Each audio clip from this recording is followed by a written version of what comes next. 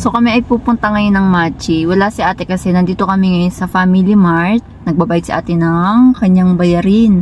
So dito siya nagbabayad sa Family Mart. Yan. Pwede rin naman sa 7-Eleven. Pero malapit kasi dito yung ano, yung sa may amin sa may Family Mart. And then after nito, pupunta kami sa may Machi. Kakain kami ng kani. So yun na nga guys, medyo may konti lang problema about dun sa aming in-apply na extension. Yun nga, diba kasi nakaraan nagpunta kami ng immigration. Meron akong video. Kung hindi nyo pa napapanood, ito yan. So i-insert ko dito yung ano. So ano lang siya, short video lang din siya. So noong time na yun, hindi kami nakapagpasa dahil hindi namin alam na meron palang dapat na ipasa na requirements. Kala namin tamang passport lang, application, tsaka yun nga yung aking 1 by 1 picture. And then nagpunta kami doon, kailangan pala ng requirements. So no,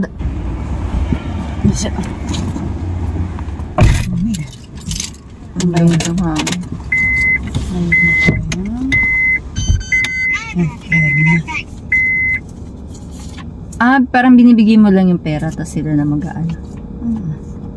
Akala ko manual. Hindi sila. Dito sa pag-evento. Tatapin natin kasi. Pwede rin sa 7-Eleven. Pero mas maganda niya kasi mainit siya. Bihira ang Family Mart sa atin pala, no? More on 7-Eleven. Dito, Talamakang Family Mart. Okay. Let's go to Machi. Pakatakot yung dalawa.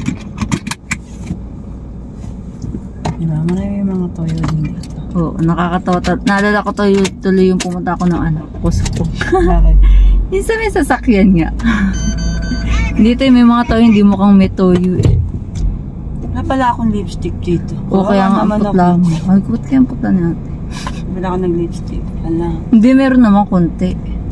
Ay, namumula-mula. Pero hindi nga ano.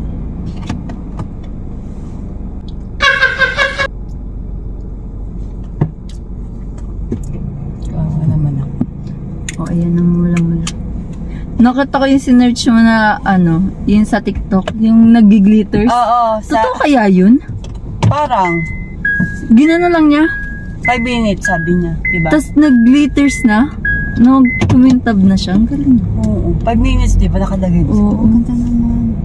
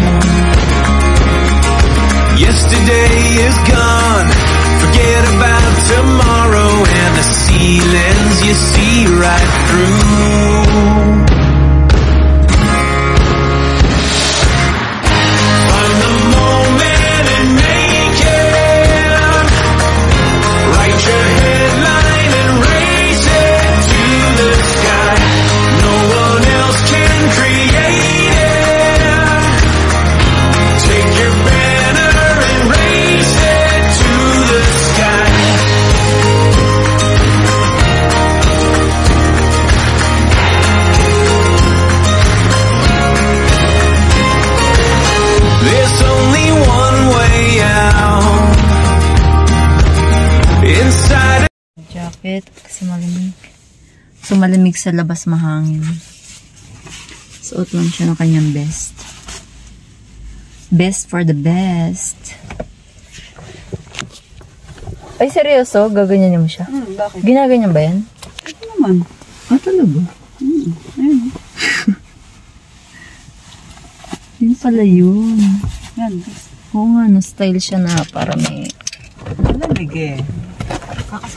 Oopsie. Kakasakit. May sakit pala. Kaya nga. May sakit na siya. Magkakasakit pala. Oh, ang lamig. Kasi kanina sa bahay, namamawis yung pili-pili. Kasi mainit. Nung paglabas, ang lamig. Mahangin. Ayun, no, grabe hangin. Hintay yung bangs mo. Masisira yung bangs mo. Ang lamig ng hangin. Yan, sakto tayo ay tatagod.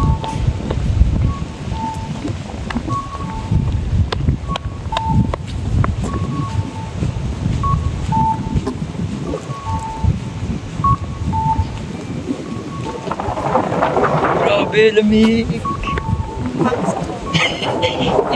Ito ang pakit pag nagbangs eh. Pag hinaangin, wala na yung bangs. Ay, dadaan nga pala natin.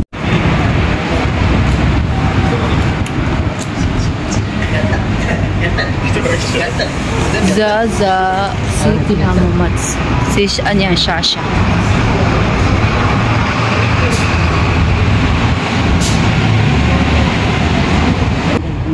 Ah, dito, te? Diyan pala. Maganda ba daw dyan? Linis. Yung ginawa yung ipin mo dyan din? Ah, hindi.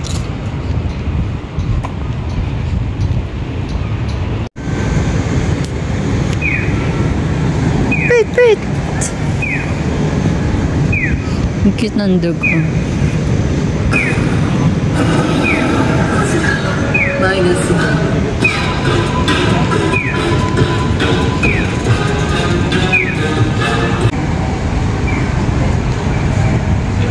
Dito tayo sa Machi. Dito ako nagpunta noong nakaraan, nagumala ako. Yung may event. Oo. Ang ganda ng mga bulaklak ko. Lamig.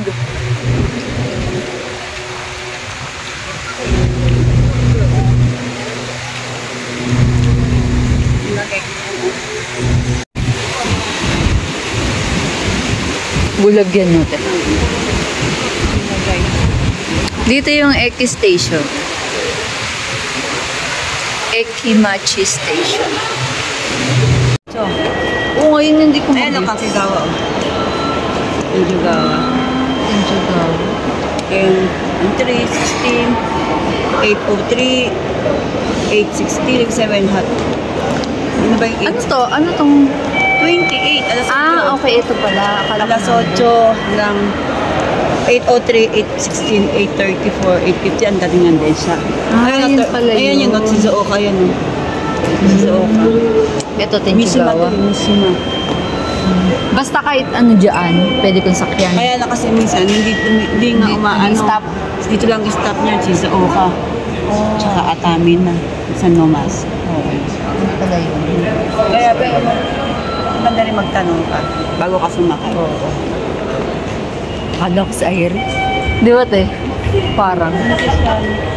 Ah, talaga? Ay, oo nga. Nandang punta kami sa ano? Taas tayo? Punta kami sa may ABC Mart. Walang kasawa ang ABC Mart. Tingin tayo ng sale na sapatos pang bata. Dito na kami sa DB Mart. Ayun pa ba yung dati natin titignan? Diba doon yung ano yung ano? Oo, wala na siya.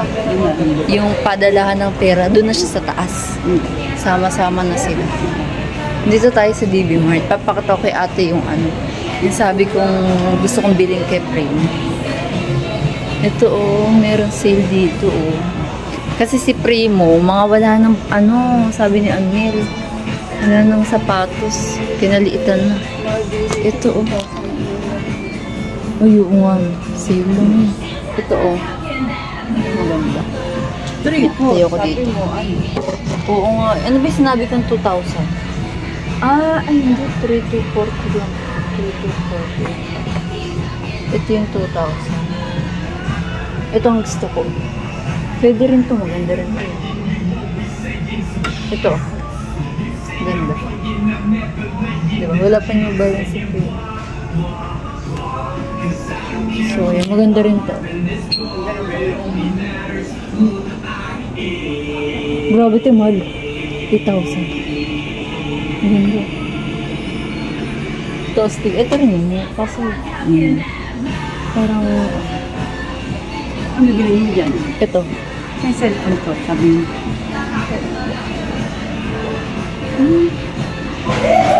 Ano ba yun?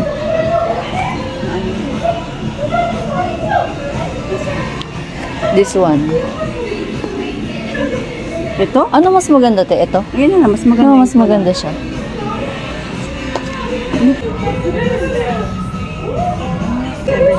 Japan. Niju. Asan 20?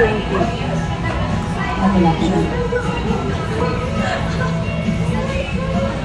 Ito 18. Alaki na 20, tita. Wala ka ba? Hindi.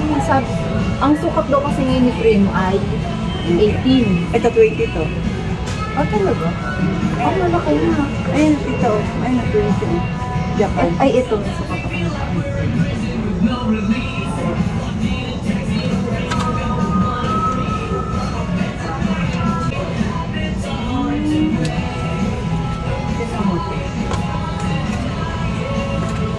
Ayun, wala pang allowance.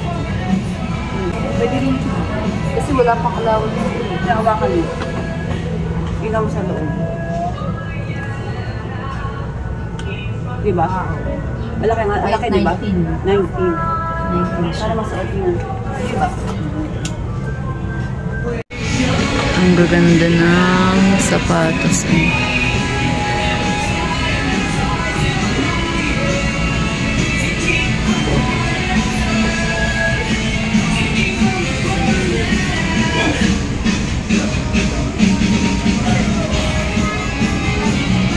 Tingin. Hindi, ano siya, yung ginagano mo. Ah, hindi siya basta oo nga, maganda. Wala, ilan na lang yun. May kinamay sa akin, no? Hindi sa'yo, konti lang nilagay mo, te. Meron kaming tinry na lipstick dito sa may Dior. Yung ano ngayon, trending ba yan, te? Oo, trending. Ano siya yung nag-glitters. Ayun, tignan niyo yung glitters. O, diba? May sample sila. Sa'yo, konti lang, te. Ayun, no? Diba? Hindi cute. Tinry namin. Ang cute, oh, kasi nag-glitter siya. Ito siya, oh. Yan. Ay, sinapon. Ito yung kinuha mo. Ito. Tsaka ito. Ito, una ko nilagay, tapos ito yung pangalawa. Diba? Baka lang titiin mo. Kumikinang yung mga labi. Ang ganda. Red na red yun. Punta na kami ngayon sa Kani. Oh, napakalamig. Ganda ng lipstick. Anong kulay yan? Dramatic. Dramatic. Nakita ni ate sa TikTok. Sana wag lang siya kumalat sa mga buong mukha. Sa labi lang sana. Hindi, i-test mo, i-ganon mo. Test natin kung... Ay, hindi. Yun lang ano, pika-pika. Oo. Ay, hindi. Meron din te. Konti. Konti. Nag-ano siya, nag-transfer. Yung glitters niya. Ang lamig! Ito yung H&M. Grabe, ang lamig! Moss Burger. Moss Burger. Grabe yung mga bag nila. Ang bibigat, oh. Sila na talaga ang walang lakar.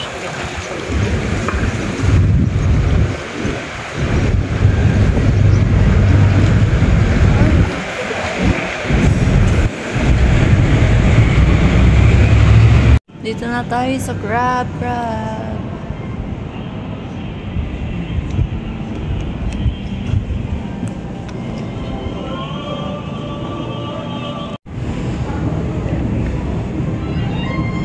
Sarap po. Ayun yung mga presyo niya. So, let's go inside.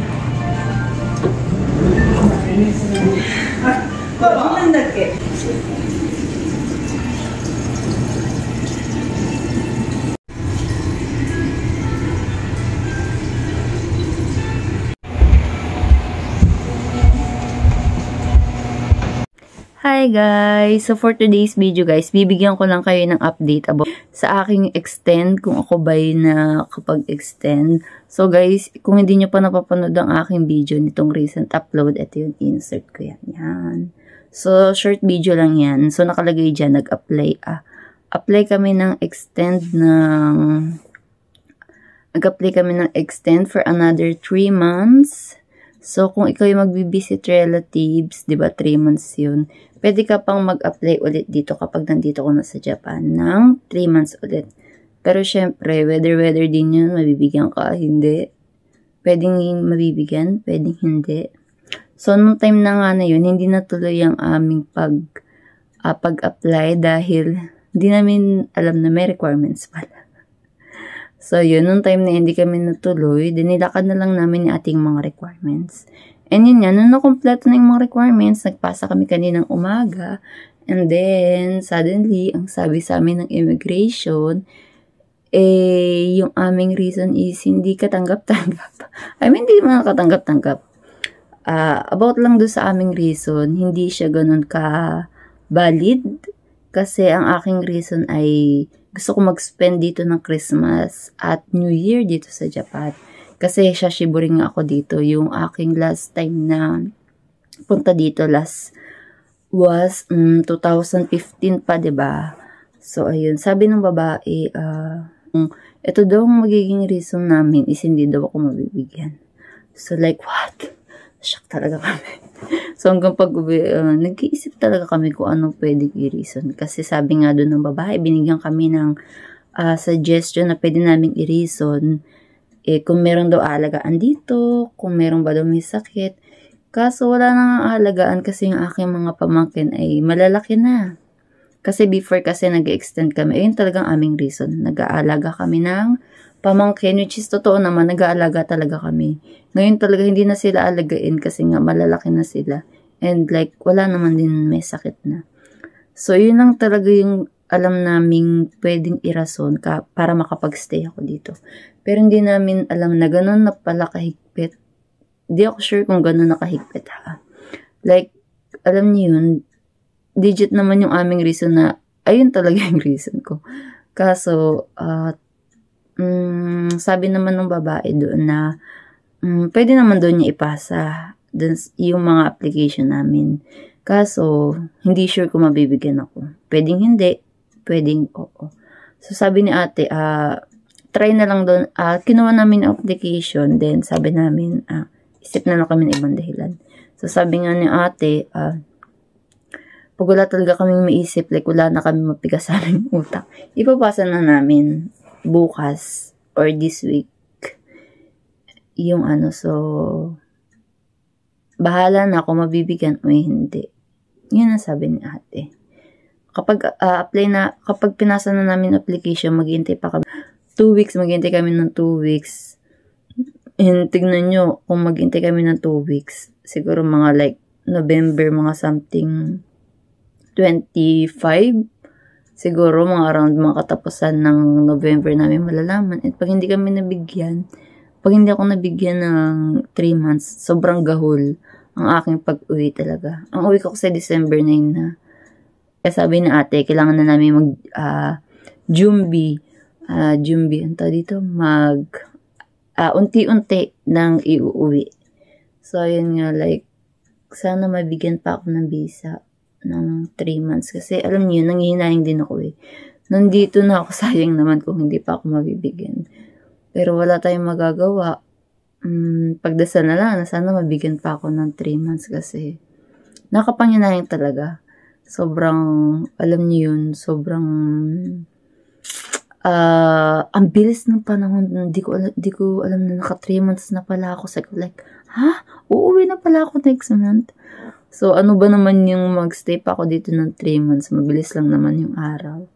Diba? Hindi ko rin masasabi kung kailan na yung next punta ko dito. Baka hindi na ako makapunta. Kaya alam niyo, sinasamantala ko na rin habang nandito ako kasi baka alam niyo yun, huli na pala itong aking punta dito sa Japan. Diba? So, yung 2 kids ko naman, okay naman sila doon kahit wala ako. Pag-usap ko sila sa tamang ano lang. And ano naman sila, sa mabuting lagay naman sila. Andun naman yung kanilang daddy. So si Amien nag-stop yun mag-work para nga meron mag-alalay dun sa dalawang bata. And nandun din naman yung aking mother tsaka sila daddy na nagkakalinga din. So ayun, nandito din ako syempre to help my sister, not always gala-gala lang, di ba? Not for gala-gala lang. And ayun, hopefully na mabigyan ng aking kahilingan na sana ay ako ay mabigyan pa ng another 3 months na pagstay dito sa Japan. So, pinanghawakan ko na lang talaga is, sabi nila, maging honest ka. So, siguro naman may isip naman nila yun na honest naman ako na ano ba naman yung makapag-spend ako ulit dito ng Christmas tsaka New Year, di ba? Ano gusto nila, magsinungaling pa ako. And then, syempre, we'll see guys, we'll see. We'll update you na lang kung ako'y mabibigyan or hindi. So, thank you for watching guys. Good night!